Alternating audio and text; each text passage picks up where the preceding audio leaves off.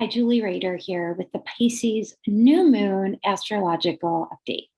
So this is happening at 12 degrees of Pisces on March 2nd at 9:34 a.m. Pacific time. So just for your time zone.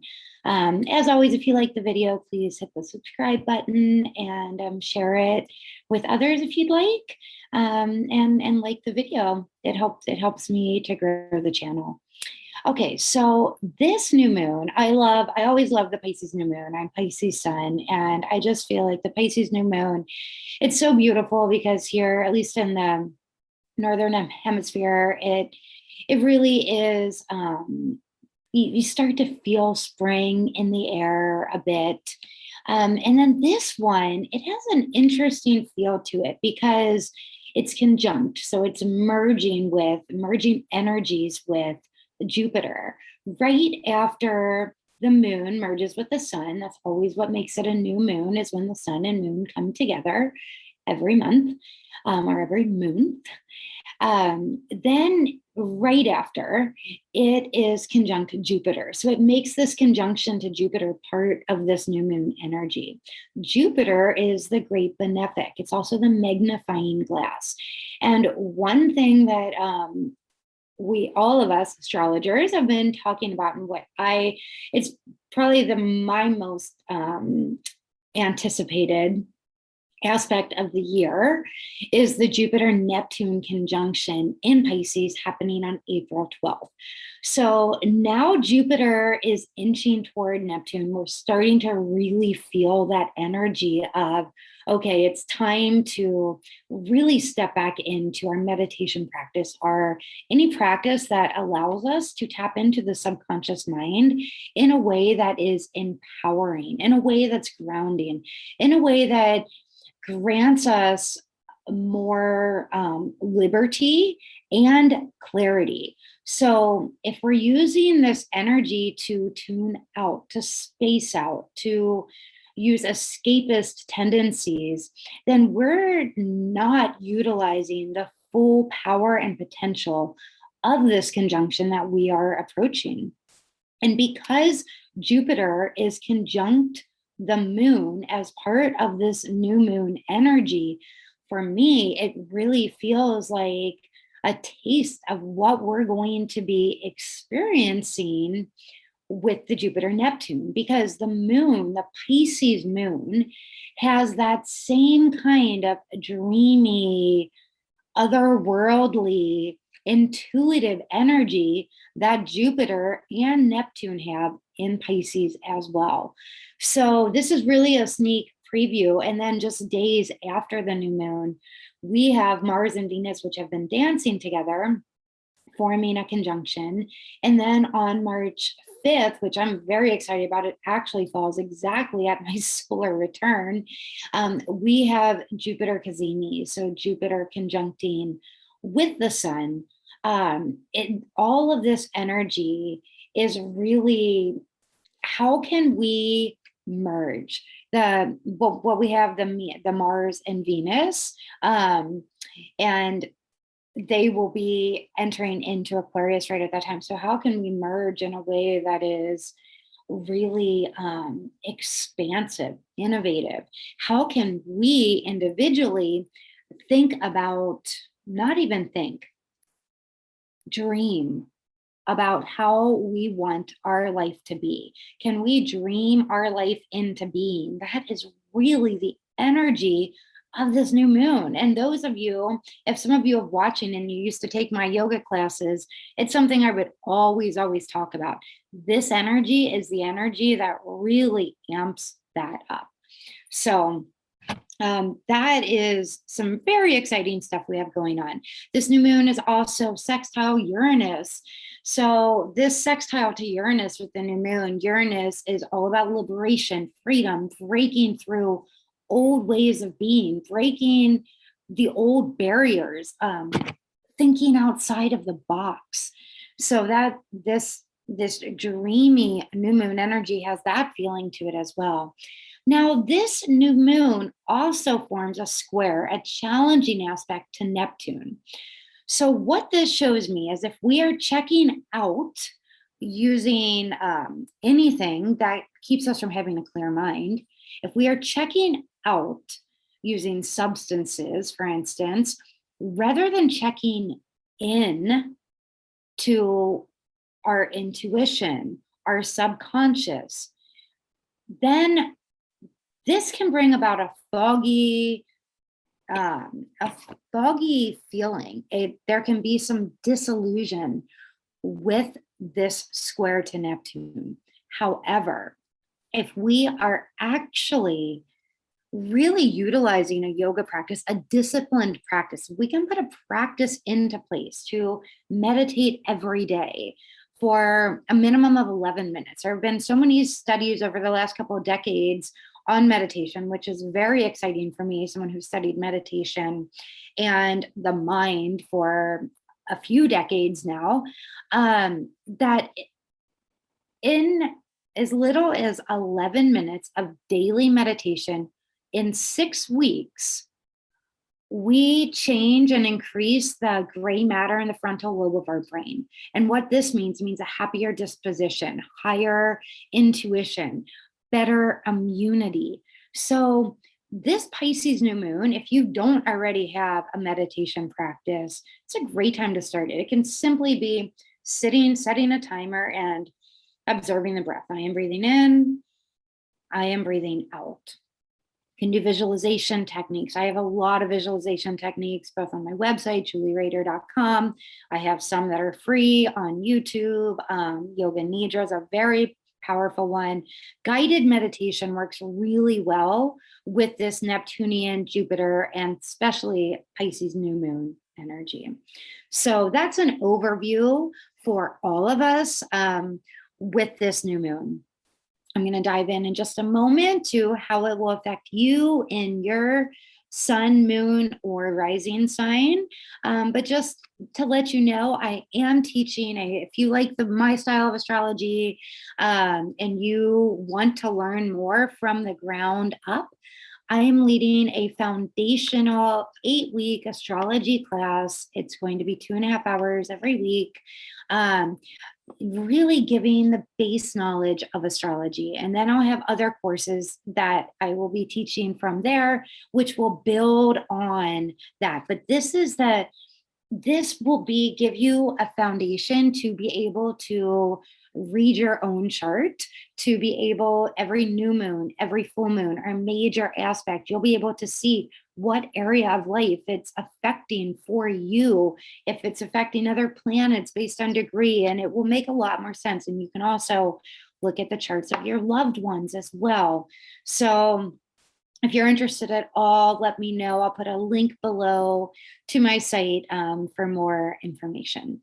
Okay, this time we are starting with Pisces. Pisces always patiently waits until the end. It's the last sign of the zodiac. But Pisces, it's your new moon. So we're going to start with you today.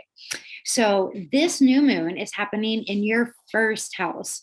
What this means for you is that it's your new moon. This new moon may have you really dreaming about and allowing you to put those dreams into practice of how can you step out into the world in a new way, in a way that reflects who you are, who you want to be. This has a very dreamy, intuitive, spiritual feel to it. It's first house, so it's everything also to do with your body, which for me indicates it's really important, especially for you Pisces, to stay clear, stay sober, and not become disillusioned. And if you do, you will gain some powerful insights and revelations and even epiphanies during your dream state, during your waking state, during your meditative state. So you can go into some deep states where you feel almost like you're in a buzz-like sensation, but with a clear mind. Pisces, this is a big one. This is your new moon. There's so many changes on the horizon for you, so many things that can really come to be for you that you have been wanting for a very long time. So trust, meditate, for you especially, check in rather than checking out, and just watch as your world begins to to really reveal itself, your dreams, these next few months. Aries, this is happening for you in your 12th house. So this is a time for you, Aries. The 12th house is the house of really going inward more. So pretty soon, a lot of this energy, once the sun hits into Aries at the spring equinox, you will start feeling more energized again. But right now, with the sun and the moon in your 12th house, you may feel like you need a little extra sleep. Um, I highly suggest you get that sleep. You tap into that dream state. Keep a dream journal. You could get a lot of prophetic information in your dreams around this new moon. Actually, around this new moon, but all the way through that Jupiter Neptune conjunction in Pisces as well. So it's a great time for you to go inward, to really be introverted. You might even be thinking about relocation, or at least taking some kind of spiritual retreat, or just hibernating a bit. And I highly suggest that for you. Taurus, this is happening in your 11th house. So this new moon is really, and Taurus, you and Scorpio have a lot of changes going on all year with the nodes in your, on that axis. So, but for you, your 11th house, really looking at your friends, looking at your goals, your aspirations. Maybe it's time to make an adjustment to those. Also looking at the tribes of people you spend time with, looking at your social networks. All of those are being activated for you this new moon. I definitely suggest making a vision board for you with it activating your 11th house. Or simply, if nothing else, stream of consciousness journaling of how you dream and want your life to be. Gemini, this is happening for you in your 10th house. This is your house of career, Gemini. So with all this Piscean energy in your career house, Jupiter there, Neptune there, it is time for you to really allow your intuition and even your dreams, both in the dreams you have at night and the dreams you have for your life, your daydreams, to all merge with your career. So, what is it that when you're daydreaming, and what is it that you want for your life? How do you want your days to look? Look at it, Gemini, you're very practical. So why not think about, okay, what do I want? And Gemini, you do well with a lot of things going on because you could get bored doing the same thing. Dream about what you want. How do you want to make a living? And really invoke that energy this new moon. Cancer, this is happening for you in your 9th house. This could suggest relocation or international travel or international pursuits of some kind. Also, anything, especially with this Pisces moon and Jupiter being there and Neptune being there, really activating your spirituality. Maybe you are tapping into philosophical learning, maybe just higher learning on any subject. So these are things that are being activated for you this new moon. Leo, this is your 8th house, everything to do with your psychological understanding. So this is about you tapping into your subconscious and your unconscious. This could be through hypnosis. This could be getting an energy reading, an astrology reading, a tarot reading, whatever it is, seeing a therapist, you digging in and uprooting anything that is blocking you on a psychological level. This also has to do with other people's money. Maybe with this, since it's a sextile, it's a harmonious aspect to Uranus. Maybe there'll be some unexpected money coming in. That's also a possibility for you, Leos. money from another source, money that you haven't earned, that it's an inheritance or somebody else's, a spouse's money, something like that. Virgo, this is happening in your 7th house of relationships. So with all of this energy in the Jupiter, Neptune, new moon energy, you are very practical, but it is time for you to allow yourself to romanticize about what you want in relationship. And ask yourself, what can you do to make that a reality? Whether it's in an existing relationship or if you're not in a relationship, what do you want to be? What do you want to occur in your relationships? So we also remember we have Mars and Venus coming together just days after this new moon. So relationships are big for you right now, Virgo. Libra, this is happening for you in your 6th house. This is the house of health and routines, pets, work. Maybe you're getting a new pet or you're thinking about it during this new moon. Maybe you're realizing that there needs to be some kind of change in your health or your day-to-day routines. Maybe dreaming about how you want that to be, or a change in your work situation. Scorpio, this is happening for you in your 5th house. 5th house is the house of children. Maybe you're thinking of getting pregnant. This could be a theme for you, very much so. Also, this whole time as the eclipses are coming into Scorpio and Libra as well. So, and 5th house activation with this new moon for sure. Also, romance. If you are single, maybe it's time for more romance, just even simply allowing more fun and pleasure into your life and allowing you to kind of put the heavy load down and allow that to happen. Sagittarius, this is happening for you in your 4th house. Everything to do with home and family. You may be giving a lot of thought to your home environment. Do you like where you live? Do you want to stay where you live? Is it time to move, to buy, or sell your home, maybe to lease another home? Or simply maybe you're looking and how can you make your home more dreamy and more inviting and warm?